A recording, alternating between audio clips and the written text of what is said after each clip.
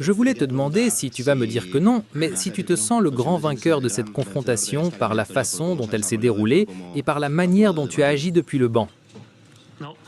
Je ne pense pas, comme je l'ai dit hier. Ce sont les joueurs qui ont renversé cette situation avec la performance qu'ils ont eue, avec l'attitude, avec leur effort, avec évidemment leur talent et avec leur qualité. Gagner comme nous avons gagné ici aujourd'hui n'est pas facile.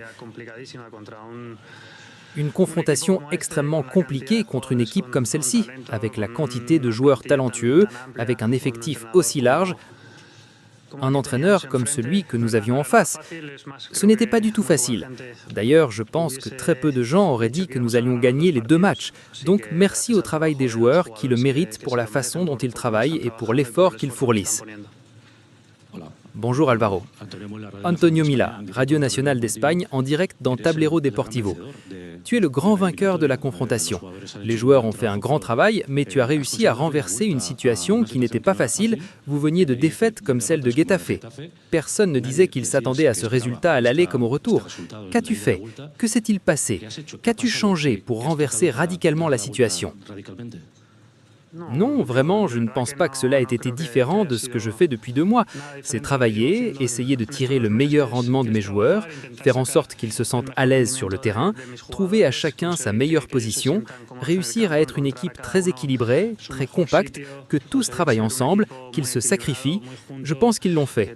Ils ont parfaitement compris que pour gagner n'importe quel match, nous devons être une grande équipe, très solidaire, dans l'effort, dans le travail, et ensuite le talent est long, non, et additionner ce talent, cet état d'esprit collectif, pour être clair sur ce que nous voulons faire avec le ballon, est quelque chose de très important pour nous. Je pense qu'ils l'ont bien fait, ils l'ont bien compris, et bon, cela a donné une grande confrontation qui nous permet d'être au tour suivant, et rien de plus. C'est-à-dire cette satisfaction pour la performance, mais en sachant que cela continue et qu'au prochain faux pas, il est sûr que des doutes reviendront, pas de notre côté, mais à l'extérieur, ce que nous ne pouvons pas contrôler non plus. Nous nous préoccupons beaucoup de la façon dont nous travaillons en interne, et c'est cela qui est important. Bonjour. Antonio Romero, en direct pour El Larguero de la Cadena Ser. À part le mérite indéniable des joueurs, le travail sur le terrain, à l'aller comme au retour, il y a une sensation générale que tactiquement, vous avez bâti Guardiola. Où sont les clés de cette victoire tactique? Et si vous le voyez ainsi? Bon, non, je n'oserais pas dire que je peux gagner quoi que ce soit à un entraîneur comme Pep Guardiola. Comme je l'ai déjà dit hier, il a presque 1000 matchs au plus haut niveau. Je ne sais pas combien de milliers de trophées il a gagnés.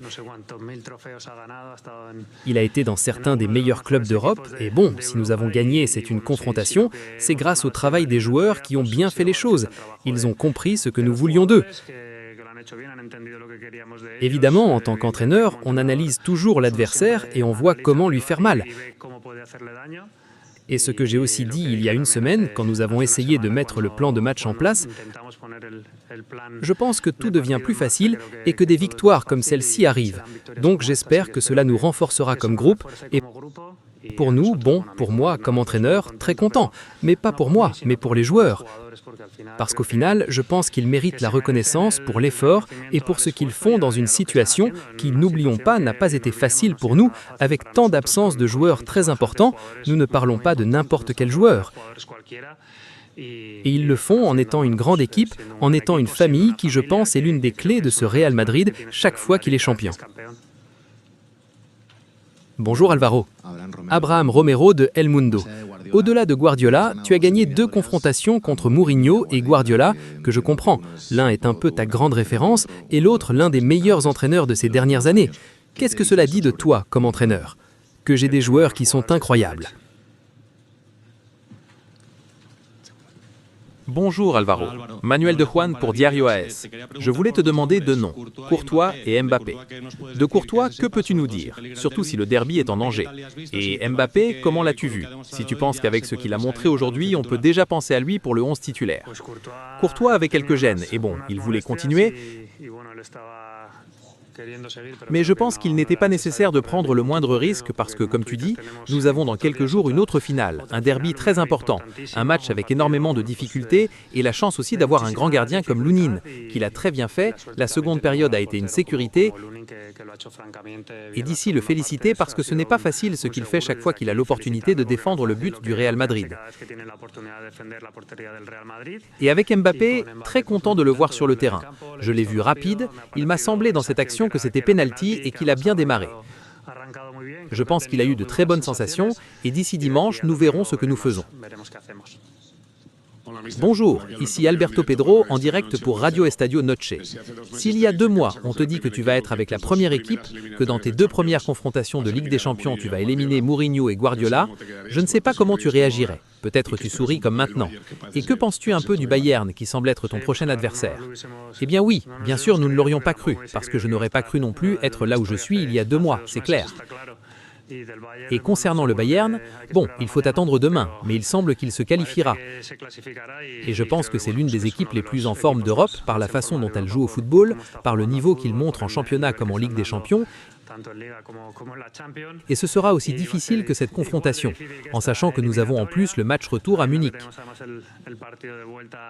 Donc nous concentrer d'abord sur l'Atlético, ensuite sur Majorque, et quand le Bayern arrivera, avec la même mentalité avec laquelle nous avons abordé cette confrontation. Bonjour Alvaro, ici Olivier Lenzo de El País. Tous les analyses pointent vers toi, vers un grand succès personnel. Tu as dû gérer jusqu'à présent la pénurie, disons, à cause des absences, et à partir de maintenant, peut-être tu vas commencer à devoir gérer, je ne dis pas l'abondance, mais le retour des blessés, des joueurs très importants qui sont censés être dans le 11. Comment penses-tu que l'équipe va s'adapter à cette nouvelle réalité ?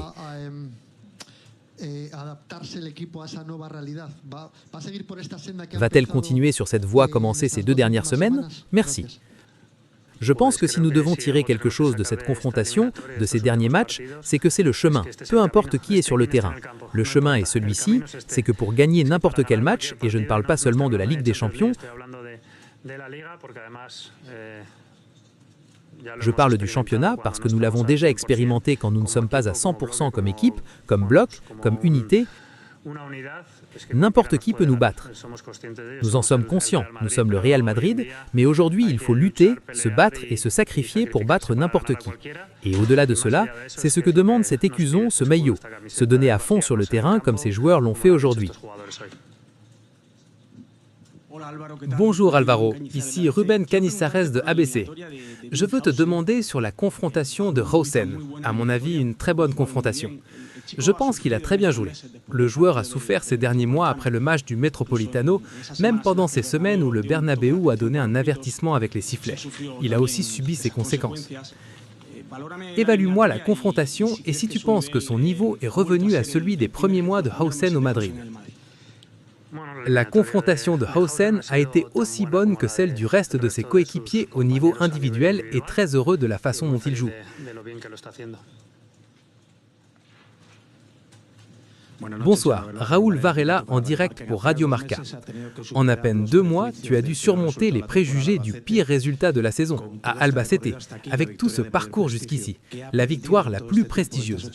Qu'as-tu appris pendant tout ce temps, ces 8 semaines d'un match à l'autre ? Je t'écris un livre si tu veux, mais chaque jour au Real Madrid est un apprentissage.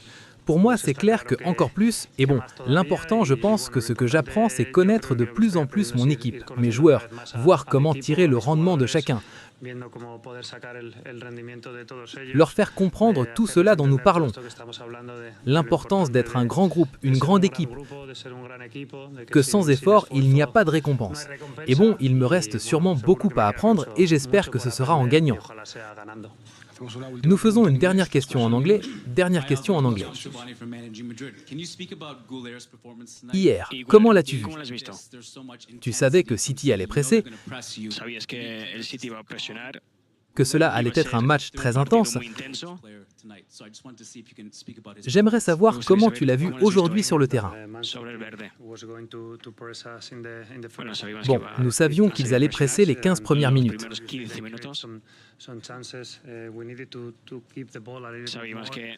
Nous savions que peut-être nous aurions dû garder un peu plus le ballon, plus de possession.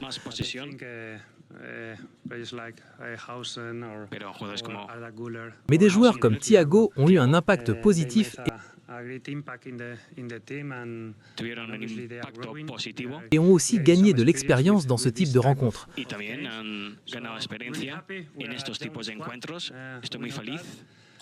Je suis très heureux.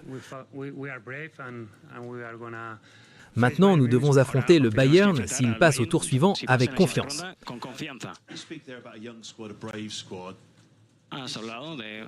Tu as parlé d'une équipe jeune avec du sang. Jusqu'où penses-tu que le Madrid peut aller maintenant? ¿Hasta dónde crees que puede llegar el Madrid ahora?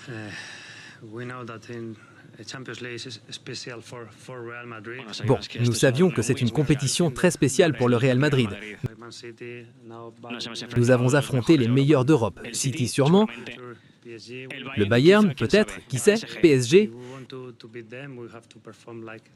Si nous voulons les battre, il faut jouer comme ce soir et comme il y a 6 jours. Aussi un peu de chance. Il faut toujours progresser. Je pense que nous avons peut-être eu un peu de chance dans ces 2 matchs, mais nous avons mérité de gagner les 2. Le score global 5-1 dit tout. Il faut continuer à avancer et sûrement le Bayern.